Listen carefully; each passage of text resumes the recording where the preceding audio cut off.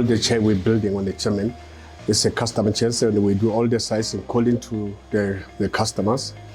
And everything what we do, we listen whatever our customer telling us what to do. Everything we do according to what the customer wants.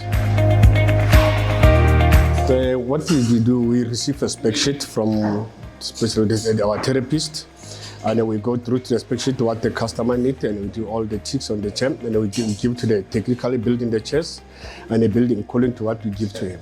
The important thing is the length and the width of the chair, and the length of the feet as well, and also the wheels.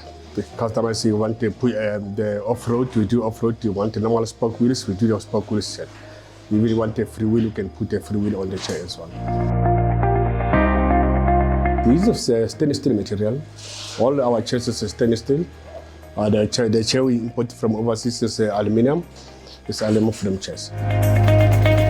We're making our own the PC cushion according to the height of we're getting from the spec on the paper, and we put whatever, if we want the waterproof cover, I want other material is what we do on the cushions.